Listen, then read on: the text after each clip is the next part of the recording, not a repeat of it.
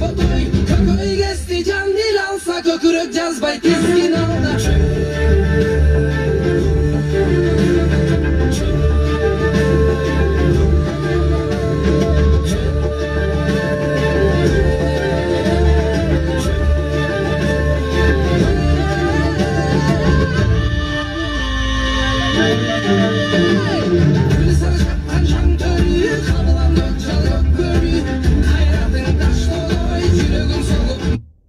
Assalamu alaikum. Muzika biткенче угуп алайын дедим деп коеюн. Азыр деле мурда деле соц тармактан Москвадагы болуп жаткан афера боюнча айттым эле. Азыр Кыргызстанда да башталды. Ошол афераларды кичине кыскача болсо да айтып коеюн. Анткени көп адамдар кайрылып атат, кандай кылып акчамды алам депчи. Акчамды ала албай калды, минтип калды. Манан парковка боюнча дагы туугандар калп айтпасам бул ушул жайда кыргыздардан бир 10 киши чалды окшойт. Неме газонго токтотпогула. Газонго ким машинеңерди токтотсоңор это 300 000. То есть без споров. Газондун үстүнө бир буту машинеңер чыгып калган болсо 300 000 төлөйсүңөр. Төлөгөндөрдөн калп бер жагы бир көп эле бир машиненин акчасын кайра төлөйсүңөр, машинени сатып төлөсөңөр дагы. Антпесе машинени сатканга да болбойт, Кыргызстанга алып кеткенге да болбойт да.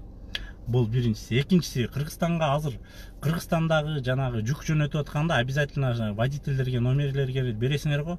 Ошол водительдер каким-то образом ошол номерлер силердин мошенниктерге түшүп калат экен дагы. Биринчи жолу жүгүңөр жеткенден экинчи жолу ата-энеңерге чалып, бир туугандарыңарга чалып, ассаламу алейкум, Казакстан границасында турабыз. Срочно 3000 чалып койбосоңуз, сиздин посылкаңыз жетпей калат, 2000 салып коюңуз же 500 салып коюңуз деп телефонуна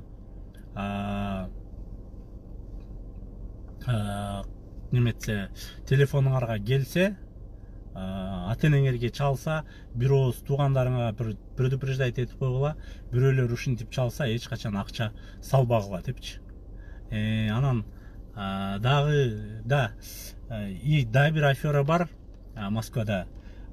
Жанагы Сбербанктын силердин бонус түштү, бонусуңарды алып кеткиле, бонусуңарды алыш үчүн карта номериңерди айтып, анан последний 3 цифраны айткыла десеңер, ошол 3 цифраны айтсаңар, картада болгон акчаңарды шыпырып алат. Ким шыпырып алганын алганда дагы доказывать эте албайсыңар, эгер карточкаңар не застрахован болсо.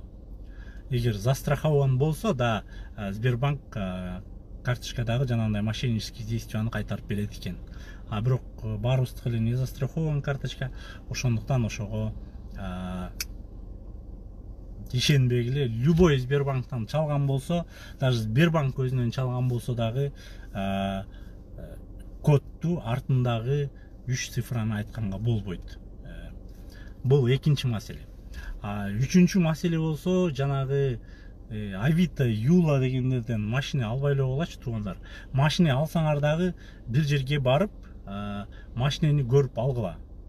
Авито, Юладан чалганда, Кавказ туугандар, бөлөк туугандар чалганда силердин акчаңар бар экенин билет. Машинени каяктан алып кетесиңер дегенде, бир токойдо же бир жерден геолокацияны жөнөтөт экен. Барганда бул машина дейт дагы акчаңды алат, чөнтөгүнө салып алып, ошол жерде пистолети менен айдап кетип калат экен. Ошоюнча акчаңарды же акчаңар жок, же машинеден жок, ошоюнча караган боюнча эле калып каласыңар. Жалгыз бир-экөө ошо машина аларда дагы желательно алдын алда акча которбогула. БХ пятерка 500 000 деп турса, это значит афера, да? То есть 2019-2018 жылкы. Анан ошо машина алганда дагы кыргыз туугандар шаардын ичинде же бир керектүү жерден барып машина албасаңар, Токой же болсо Подмосковье же бир подозрительный геолокация болгон жерге барсаңар, ошол жерге барганда акчаңарды алып туруп эле, көзүңөрчө эле машинесине түшөт да айдап кетип калат. Колунда пистолети болот, сен эчтеке кыла албай калат кезинде. Андай афераларды толтура. Анан үчүнчү, ошол эле маалда монча акча которсоңор, мондай акча силердин балансыңарга түшөт дегенге ишенбей эле, эч качан андай болбойт. Төртүнчү маселе жанагы курьер болуп иштейбиз деп атпайбы? Курьер болуп иштейсиңер, күнүнө 100 000 баягы Инстаграм Одноклассник бияктан да чыгардым эле. Күнүнө 100 000 беребиз. Күнүнө эмес, неделясына 100 000ден заработаешь, курьер болуп иштейсиң деген жерге барбагыла. А жерде наркотики предлагать этет, наркотики сатасыңар да. Анан акыры камаласыңар. Ошондуктан андай жерге да барбагыла. Анан кыздарга айта кетчү нерсе, мурунда айткам. Да, бир жолу айтып коеюн. Администратор от 100 000 деген жер, это 100%,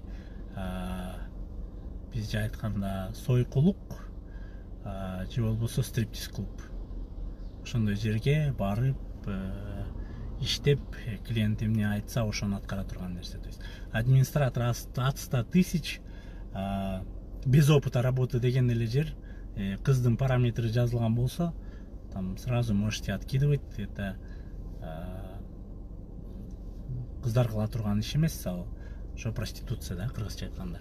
Анан жана курьер эркек балдар 100 000 десе, неделясына 100 000 десе, да, действительно берет 100 000 до поры до времени, силер кармалганга чейин. Силер ал кишини көрбөйсүңөр, алар силерди көрбөйт, все по телефону сүйлөшөсүңөр, каждый раз телефон будет меняться. Ошондуктан ким сүйлөшүп атат, балким подстава вы, это вы никогда не увидите. Ошондуктан Москвада азыр карантин бүтүп кыйналып турган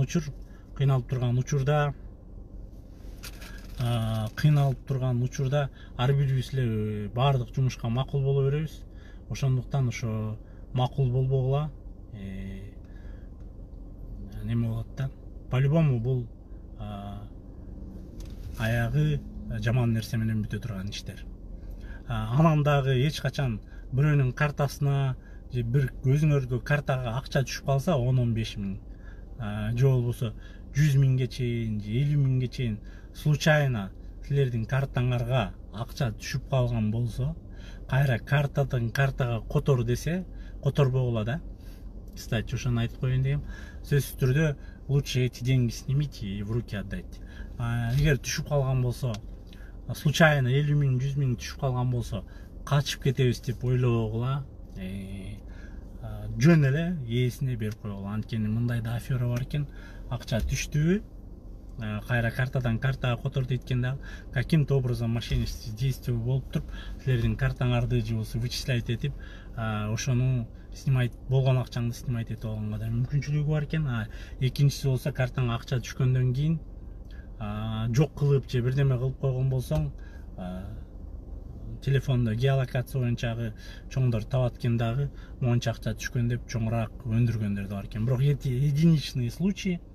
Ошондуктан картаңарга, жаныңарда, карточкаңарда көбүрөөк акча болсо, ни в коем случае чужой картадан акча түшсө, сразу обналичивайте и ээсине чалып берип салууга да.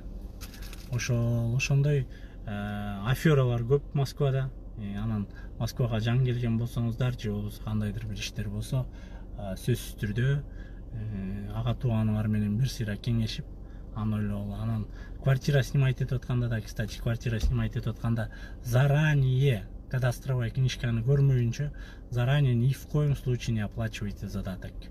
Анан ээсин, ошо книжкада ээсинин фамилиясы, аты, паспорту болмоюнча эч качан квартира снимать этип албагыла.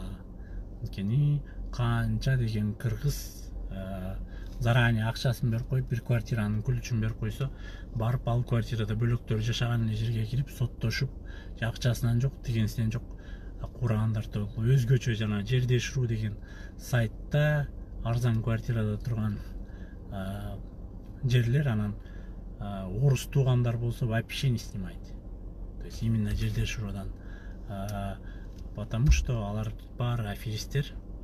Анан өзүңөргө азыркы учурда кыйналасыңар. Ошол баарыңарга ийгилик. Жакшы музыканы